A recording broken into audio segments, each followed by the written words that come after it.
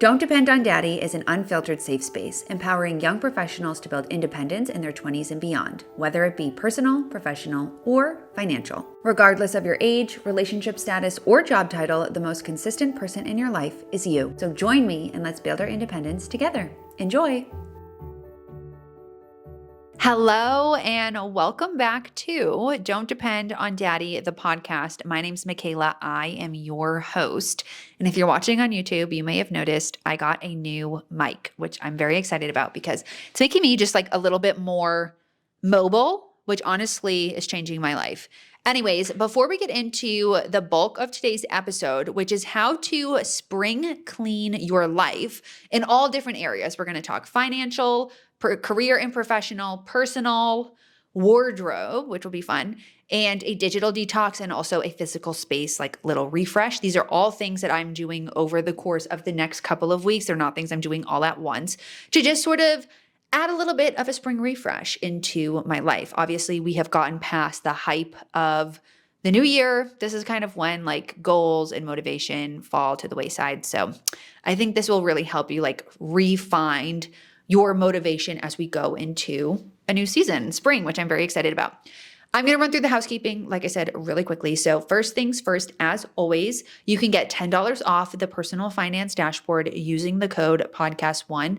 A few people have emailed me saying that this code is giving them some type of error. That's a teachable bug. The code works. So if you run into that sort of error, just send me an email. And I'm happy to help rectify for you, or, go through the purchase and then email me on the back end and I will adjust your price. So yeah, keep that in mind. But the personal finance dashboard is my signature comprehensive planning tool. And I think that if you are trying to get your finances in order in 2025 and you want to go through this financial spring cleaning that I'm going to talk about, you should get the PFD.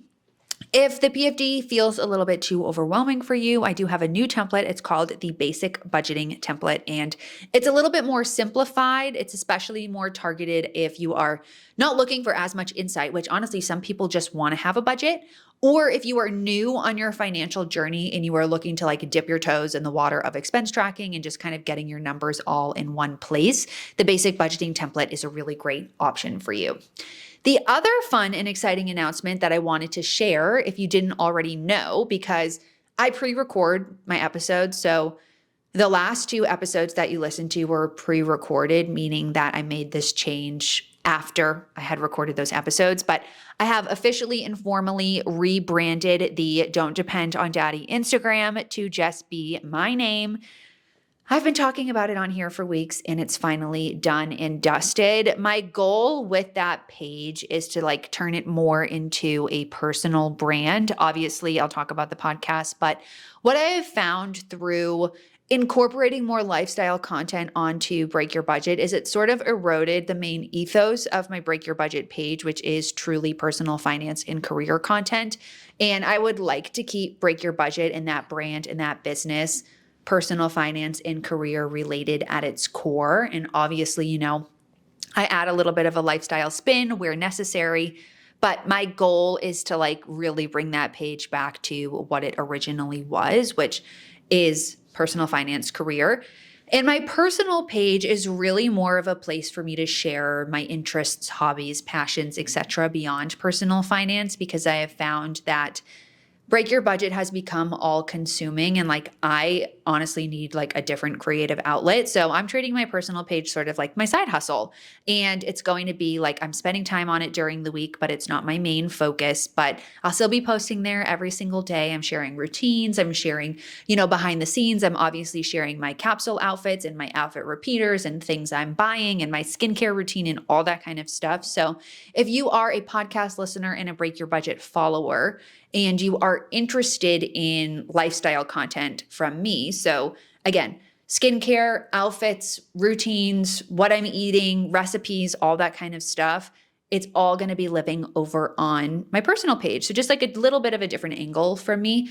That personal page will be in the show notes as always going forward. It's also linked on my Break Your Budget bio page. It's just my name, Michela _ my last name, Alaka with 2 A's. And yeah, that's really the gist. Anyways, with all of that behind us, one other quick thing that I want to let you guys know about is I'm coming out with a new template, my financial independence template. That is going to be a theme on my YouTube channel overarchingly going forward. Also, big major theme on Break Your Budget. So if you're interested in my FIRE template, the day that this is coming out, I'm pretty sure it's going to be coming out like a couple days after this. So stay tuned because it is coming soon. With all of that in mind, now let's get into the bulk of today's episode, which is spring cleaning. So spring cleaning is not just for your closets anymore. It's the perfect time to declutter every other aspect of your life as well, from your finances to your career goals to your digital footprint, and then obviously like your physical space and everything as well. Like we're going to talk about that too. So really the goal here is to just take inventory of your like life overall and like the key important pillars of your life. What's working, what isn't working, what have you not looked at in a while? So I'm going to walk through what I would consider is a pretty comprehensive spring cleaning checklist for 6 key areas of your life, which I've already mentioned: financial, career, personal, wardrobe, digital, and physical space. I think this will be a really helpful episode that will give you like actionable steps that you can take to like refresh these areas of your life. And yeah, I'm excited about it because I'm going to be going through all of this as well, which I already mentioned, but like this is not something you have to do in one day. I honestly take this in chunks. So for example, financial spring cleaning, like to me, that's kind of a quarterly thing. So I'm actually going to record a video for YouTube, which is like a quarterly financial reset. So if you want to put a pin in this for a little bit later, you can come back to my YouTube channel for that, but I'll still run through some of the things. Anyways, I'm going to stop rambling and let's get right into it. And we are going to start with financial spring cleaning. So just like, your junk drawer in your kitchen or in your bedroom, our financial lives can get cluttered with unnecessary expenses, subscriptions, outdated financial goals, and just begin to feel so overwhelming that we close the drawer and we walk away, which is a big effing problem, obviously. That is not the energy that we claim in Break Your Budget, Don't Depend on Daddy land. We are financially aware, we are financially conscious, and we always have a pulse check on our money. So here's what you can do from a spring cleaning perspective to just sort of get things in order. First being to audit your subscription. So in my opinion, this is sort of like the equivalent of finding money in your pocket from your jacket last winter when you pull it out of the closet. So really look at your transactions, your credit card statement. If you use the PFD, pull up your transaction log and highlight every single recurring subscription charge that you have for the month. Do you actually use them? I went through this process from my personal financials as well as my business financials recently, and I ended up canceling and actually replacing 2 things. I canceled my Netflix because I don't want to be watching TV. I have Hulu. I have my mom's Amazon Prime. So like I don't also need Netflix. And there's kind of nothing on there anymore besides Sex and the City, which I've already watched. So I canceled my Netflix and I also canceled my app. It's called Oro. It was like a workout app. I just wasn't using it anymore. And so I'm like, why am I paying $20 for this? And the subscription that I actually added in was Form by Sammy Clark. And the reason why I added in Form is because I want to do more like strength training when I'm not going to Pilates classes. And I feel like Sammy Clark has a really good program for that. So that was what I did for my personal financials. And then for my business financials, I laid out all of the things that I'm paying for every month. So I have just like so many subscriptions. And because it's business, it's like feels different to me. And I cut probably $200 to $300 worth of expenses that I wasn't using. So it felt really good. It was a little bit tedious. However, it's very easy to just forget about recurring charges, or, you're using a charge once a month or you're using a subscription occasionally and it justifies it. But I want you to be ruthless during the spring cleaning process and see if you can identify at least one subscription that you can cancel. The second thing is to take another look at your current budget. So, and the way that I recommend you do this is I'm going to explain what I do. So I have a baseline budget that I fill out in my PFD every year. It's what I enter in the categories tab. So think of your baseline budget as just like, what is the minimum I'm spending on certain things every month and like the average I'm spending on my non-essential expenses every single month. And I use that to sort of forecast out my plan for the year, and I'll go back every month and make adjustments. However, what I like to do seasonally is really take a look at how my expenses are going to change season to season. So winter is a hibernation period. It's a slow season. I just moved. I haven't been doing a ton of social stuff. So my expenses are looking a little bit different than what they're probably going to be looking like going into the spring and the summer. So I think when you're spring cleaning your finances, it's really important to actually look at your budget and be realistic and change that baseline to reflect what you're actually going to be spending going forward. So that will be the task for auditing and reviewing your budget. The next thing here is to reorganize and like sort of breathe new life into your financial goals. So you may have set financial goals at the top of 2025, and that's all good and great, but those goals might look different now. They might feel a little bit stale. They may have just shifted or changed, and that's totally fine. So take a look at those financial goals and ask yourself, is this goal still relevant to me? Am I on track towards this goal? Do I need to adjust my saving targets for this goal in either direction, either saving more or saving less? And do I need to add any new goals into my financial plan? So that is really important. And the last thing is to organize and simplify and consolidate your accounts.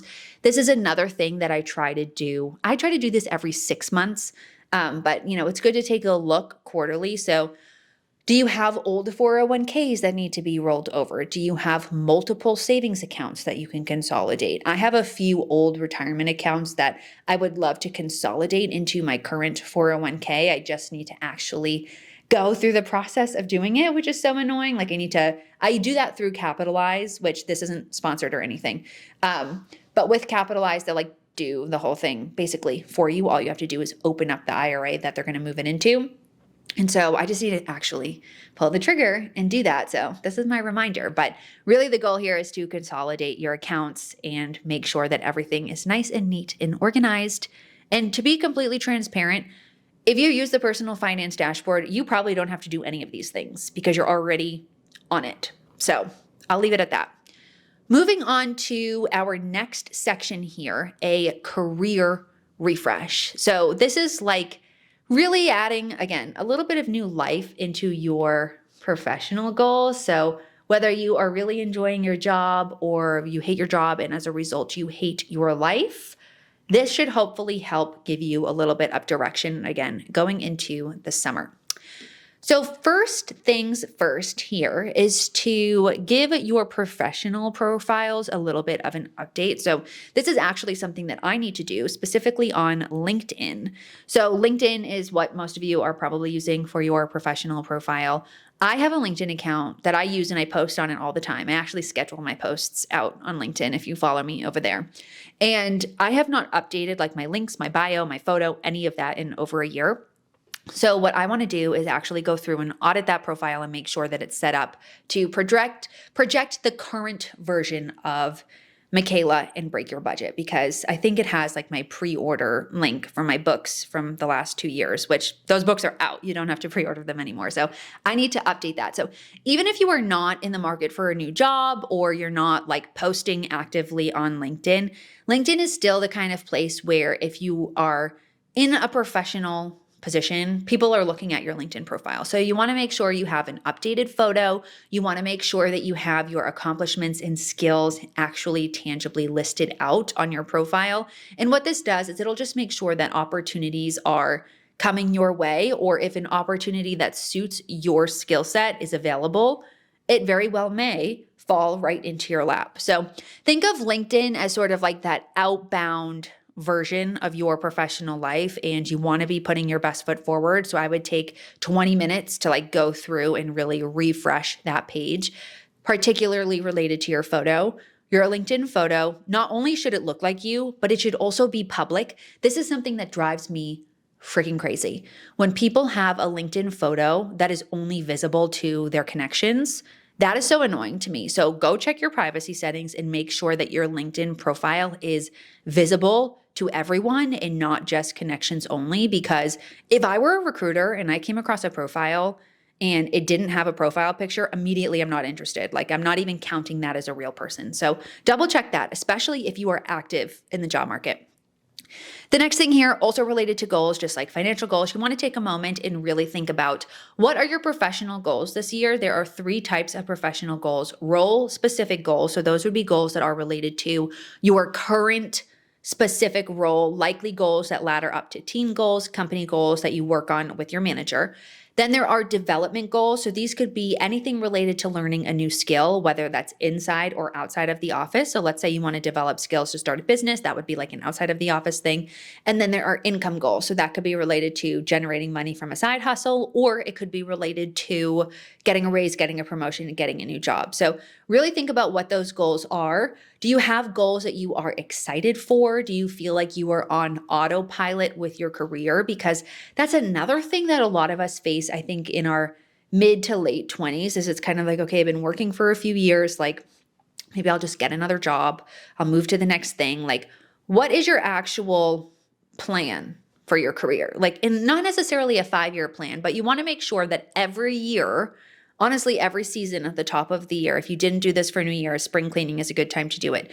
You're really thinking about how you're steering your professional ship. Where are you going? What is the goal? Is the next job that you get to, it may not be your dream job because dream jobs don't exist, but it may not be like everything you'd ever hoped for, but is it getting you closer to the ultimate goal? So really think about what those ultimate goals are if you haven't thought about it. Next would be to declutter your work routine, which I recommend you really audit your day-to-day work routine through task tracking.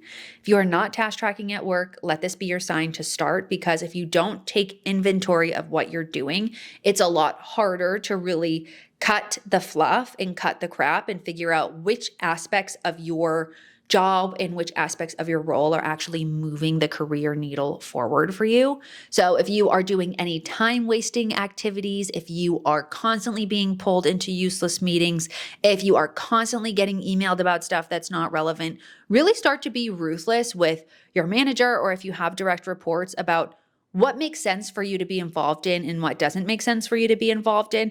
Another layer of like decluttering your work routine would be decluttering your morning and evening routines as well. So trying to be a little bit more efficient with your time in the morning, making sure that you are not just going through the motions, you're actually doing things that set you up for success during the workday.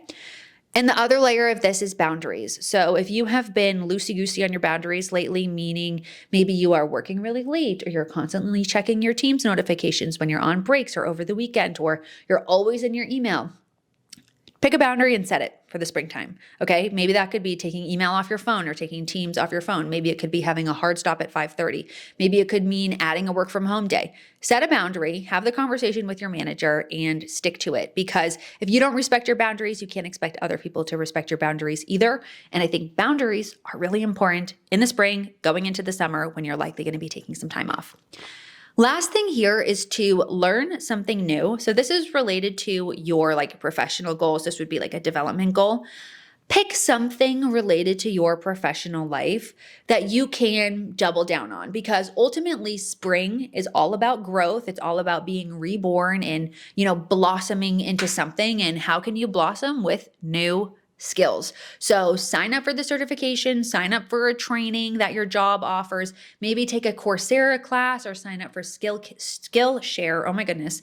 And try to learn a new skill that you can either put on your resume that will help you stand out in your job application process going forward, or that you can use to monetize outside of the office if you are interested in starting a business. And learning new skills doesn't have to be complicated. It could also just be reading a career book or something. Like, just do something to develop your brain outside of the traditional tasks and responsibilities of your current job. Okay.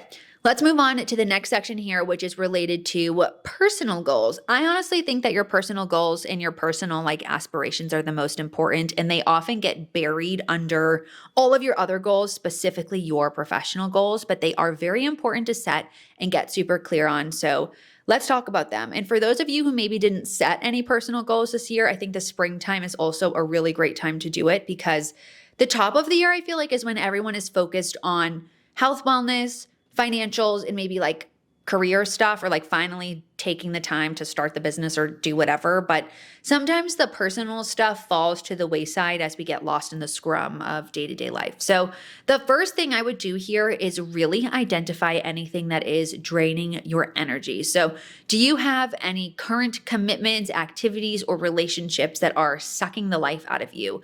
This is really important, especially I think related to like friends and friend groups. I forget which episode I talked about this in, but I basically have mentioned that I no longer like prioritize friend groups. I really prioritize one-on-one relationships. So if you're finding that you have a group of friends or like a specific circle of people that are sucking the life out of you, I would really identify what is causing that and why you're choosing to spend time in that arena and see if there are other ways you can fill your time in the spring, especially because there's a lot more to do. You can be outside. Like there are just other ways to fill your cup. And then this could also be related to activities, whether they're activities at the home or commitments that you have in your life. Make sure the things you're doing in your free time are actually making you happy and adding value. And so you can identify this, maybe by a day or two, just taking inventory of what you're doing. I'm a big tracking person. If you couldn't tell, I think what gets tracked gets managed. So if you're not keeping track of what you're doing in your free time as well, and that's not something you have to track perpetually. But if you're like, why am I tired all the time? Keeping track of maybe what you're eating, what you're doing in the morning, supplements you're taking, etc., can help figure out and pinpoint what the problem could be. The second thing here is to recommit to health priorities. So if you set a big goal at the beginning of the year, which I did, which is to like get really fit and do all these things, maybe that's fallen to the wayside. For me, my big thing was finding Pilates, like a Pilates studio to go to, which I successfully did, and I'm feeling really good about it. But I also had all of these other goals to be like eating more protein and cooking all these fancy meals and drinking my water every day, which that's all falling off to the wayside. Like I have not cooked in the way that I used to in kind of a long time. So for me, when I'm thinking about health priorities, it's like, okay, how can I re-fall in love with cooking and being in the kitchen? How can I prioritize making sure that I am having the correct ingredients in my house so that I can actually cook things and that I'm meal prepping and getting ahead? So that's something that I'm recommitting to this spring. And how I identify what the energy drain is I've just been working a lot, kind of been in a work vortex recently because my business is shifting a little bit this year and it's draining my energy, right? So I'm doing a personal goals audit right here live. So for me, recommitting to health priorities is less about like exercising and more about meal planning, meal prepping, getting 8 hours of sleep and sticking to my actual routines. These are like essential maintenance things for me that I set big goals for at the beginning of the year, but I didn't necessarily stick to. And the last thing here is to create a seasonal bucket list. So this, I think, is just a fun way to sort of challenge yourself to get out of your comfort zone, get out of your house, and force yourself to do new things. So think about some new experiences that you want to have before we get into the summer season when like everyone gets so busy and people are traveling and everything. What would make the spring season meaningful to you? And write them down. This is something that honestly I need to write down because I feel like the winter has made it challenging for me to truly explore Chicago and like get out of my 5-ish block radius of my neighborhood. And so what I want to do in the spring is really embrace the warmer weather and embrace being able to be outside for long periods of time, because we had a handful of weekends here where it was literally negative degrees. So like I couldn't go anywhere, which was fine for the winter in the season, but like springtime, we're getting out and about. So I'm actually going to create my seasonal bucket list, and I'll do my best to share that on my personal Michela Instagram.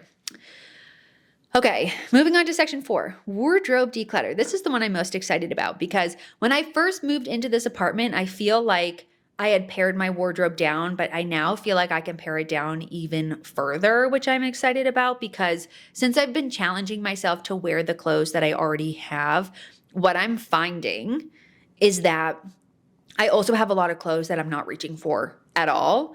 So that just means that like I'm holding on to things that I don't need to hold on to. And so I'm going to do a whole wardrobe clean out round 2 and start filling in a lot of my wardrobe gaps, obviously thoughtfully and intentionally going forward. So to declutter your wardrobe, here are a couple of things. First is to make sure you start trying on all of your clothes. I think the biggest thing that I've learned through wearing the clothes that I already have is really getting clear on what clothes fit me and what clothes actually look good on me and that I can actually style, and what clothes am I just wearing or trying to wear because I've already bought them. Like, I'm turning 30. I can't be wearing clothes that don't fit me properly. And so that's a big thing, is trying clothes on and being really excited about the way that they feel and the way that they look on your body. So what I'm doing is I'm going through the try on process, on a day-to-day basis. If I try something on and I'm finding it's not fitting me or suiting me right, I've put it into a separate part of my closet.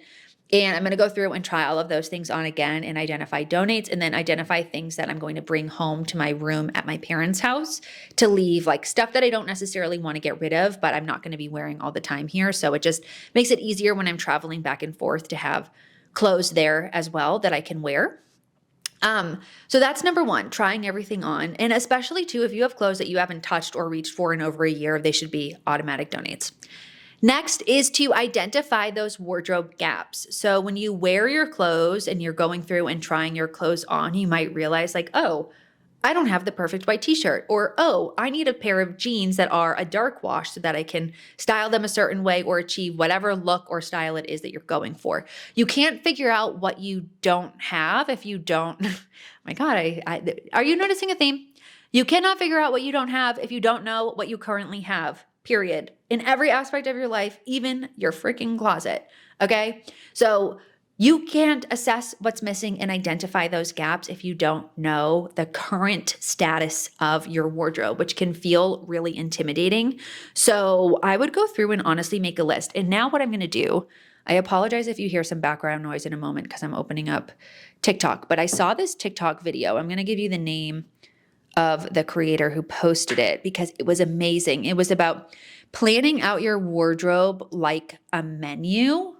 Oh, okay. I found it. Her username is Styling with Kenzie, and she put together this video, like I mentioned, where she said that you should plan out your wardrobe like a menu and it will help you identify your wardrobe gaps. So I recommend that you follow her, Styling with Kenzie. If you're watching on YouTube, you can hopefully see if it would focus.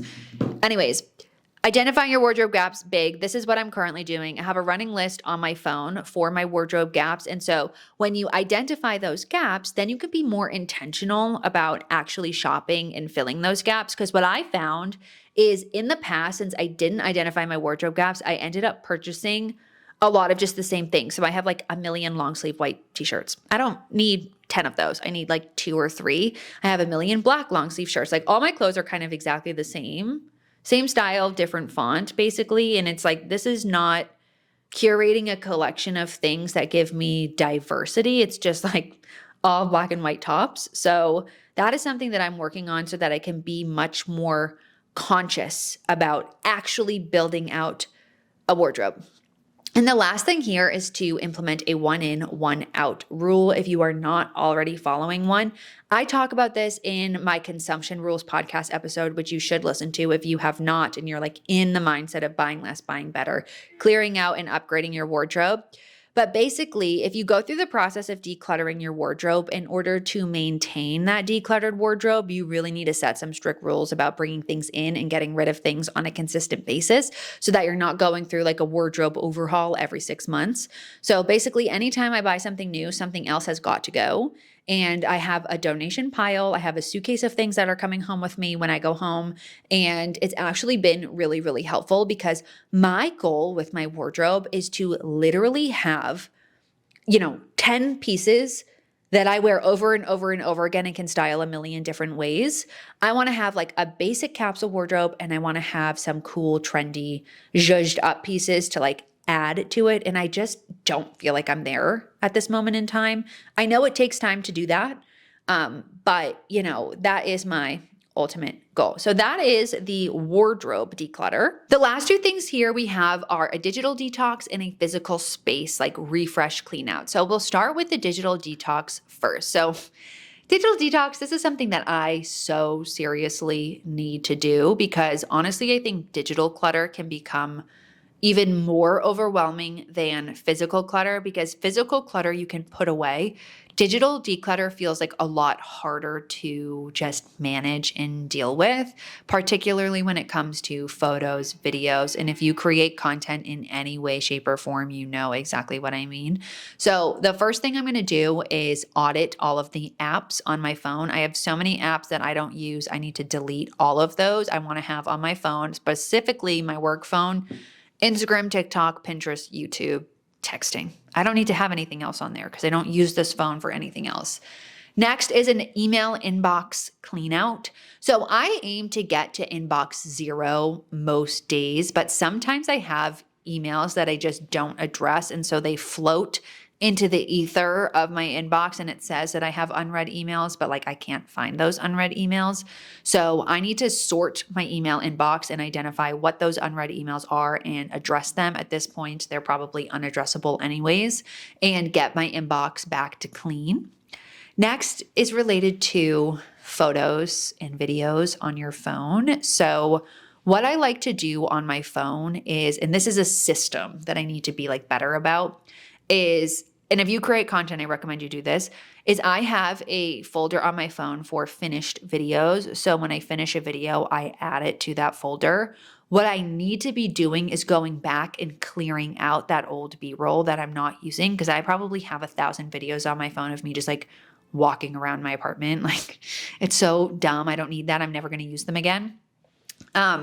So go through your photos, go through your videos and just delete stuff because if you're hanging on to old B-roll that's not like serving a purpose, you can probably get rid of it and just refilm it anyways. So that's a big one. And then if you have like a bajillion photos, upload photos to the iCloud and delete them off your phone because they're just taking up space that they don't need to take up. The next thing here is to create a password manager or like a note where you include all of your passwords. I do this for travel specifically with like my travel numbers, my passwords to log into things. And I also do it for my passwords and stuff for like tax related things. So if you are not organized in this way, I think you should segment it out for like travel and business stuff, maybe social media passwords and stuff, bank account passwords and stuff, and put it somewhere that's super secure so you never have to worry about losing a password or losing an important login code or email or something. This is something that I need to get more organized about as well because like I said, I have it for certain things, but it's not all clear and concise. And I think for safety reasons, you don't want to have everything all in one specific page because if someone finds it, it's a problem. But to have things in one place where you can search your notes or something and find all of your important stuff is so helpful.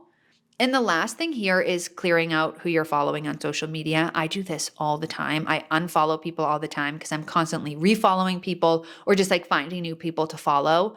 And I don't like to have too many people that I'm following because I find it like really clutters my social media feed. So after I record this, honestly, I'm going to go through my break your budget following and unfollow probably like 50 people. Make sure the people you are following are adding value to your day to day. I think it's much better to be following only 5 people who you're obsessed with so that you can very clearly curate your social media feed as opposed to following a bunch of people who you're not really clued into at all. Now let's get into the last section here, which is a physical space refresh. So I particularly think, especially in the spring, it's so important to completely deep clean your apartment and your space. Open up the windows, hire somebody to come in and clean it if you need to. I personally like to take one Sunday morning kind of at the top of the spring and get on my hands and knees and scrub the floors, scrub the baseboards, scrub every single corner. Obviously, I'm cleaning my space on a weekly basis, but I'm not getting as deep in that way all the time. So starting the season off with a super, super clean space is really important. And I think if this is something that intimidates you and you don't want to hire someone, I would recommend you start with something that's called the 10-minute sweep, which is basically just like setting a timer and starting by decluttering, picking everything up off the counter, picking everything up off the floor, taking things down to the trash, that kind of thing. And what that does is it gets the momentum going and then you actually want to clean everything out. The other layer of a physical space refresh is to pick or identify either a room or a section of your apartment or a corner or a drawer and truly, truly declutter it. I actually did this about a week ago because when I moved into this apartment a few months ago, I had one closet. It's like the closet in my kitchen, and that was kind of like the closet where I just shoved stuff into that I didn't have anywhere to put. And also underneath my bathroom sink, I just put stuff in there because I couldn't mentally deal with it at the time. And I took a Sunday morning and I went through and I pulled everything out of my drawers in my bathroom, under my bathroom sink. I organized all of my products that I need to get through and I put them in one place. I went into that closet and I organized the whole thing. So I took everything out. I got rid of things that I wasn't using or that I didn't need. I made sure that the stuff that I put back in there was all stuff that I was going to use, and I made it nice and organized. And I cannot tell you how big of a difference this made just in like my mental health when I'm in that part of my apartment, because I always have to open that closet door because it's where my like keys and my gloves and like the stuff that I'm using when I'm leaving my apartment lives. But I never wanted to open it. It always stressed me out because it was such a disaster. So I finally cleaned it. It felt really good. And the last thing with a physical space refresh is also related to systems in maintaining the clean space. So something that I recommend you do is set a couple of like small rules for yourself to continuously maintain a clean space. So what I mean by this, and I'll just use myself as an example. So I have a rule that I will never leave a mess for myself to deal with later in the day. So for example, if I am making a meal in the kitchen or I'm making breakfast or I'm making my coffee or whatever, I will always make sure that I take all of the dishes that were in the sink and I put them in the dishwasher. I'm not leaving stuff there because I don't want future me to have to deal with that or have that slow down the mojo of my day. If I take something out, it gets put back. I'm super ruthless about this, specifically in my closet, because I'm the kind of person who will just like throw something on the floor or like throw something on like my drawers and whatnot and close the door and ignore it. And that is not a way to live because it gets overwhelming really, really quickly. So if I take something off a hanger, it goes back on the hanger. If I take something out of a drawer, it goes back in a drawer. If I'm changing and it's like a sweatsuit or something that I might wear another time before I wash it, I will fold it up or I will hang it up and it goes back to where it was. I am never making my space messy and leaving it that way. I always have these systems in place where if it gets touched, it gets put back. So I really think that you should have a rule about that. Another rule that I have on here, it's called the touch it once rule. So basically, you only handle an item one time before you decide what you're going to do with it, meaning that if you touch it, it's either getting put away, you are using it, or you're getting rid of it. It's not just like living idly in a space that it's not supposed to be. This really prevents like the endless moving around and the endless or perpetual gathering of things that you're not using that never seem to find their way back. So systems, use the springtime to set your systems. And the last thing with the physical space refresh is to buy yourself some flowers. Spring flowers, I think, are really important. I'm going to buy myself some tulips. They just haven't had them in the stores recently. But I need to get a nice vase and I want to have fresh flowers on my counter as much as I possibly can because I just think that flowers, they brighten up the space all year long, but there's something special about them at the beginning of spring when you really are just coming back to life. So hopefully this episode inspired you to sort of run through this checklist and get your shit together in all of these different areas of your life. As always, you don't need to be doing this all in one fell swoop. You can do it day by day, set a few targets week over week so that you can get it all done before the summertime. But I promise if you do some of these things, you're going to be feeling more motivated. You're going to feel like you have a sense of direction in your finances, in your life. You're going to feel like your space is all together. Your phone is not going to be a black pit of stuff that you never use or never look at. And overall, you are going to feel significantly better. So if you enjoyed this episode, let me know. And with that, I will catch you in the next one. Thanks so much for listening. Thanks so much for listening. If you enjoyed this episode, please make sure to leave me a review. Make sure to follow me on Spotify and Apple Podcasts, wherever you listen. And if you're watching this on YouTube, don't forget to like and subscribe. I'll see you next week.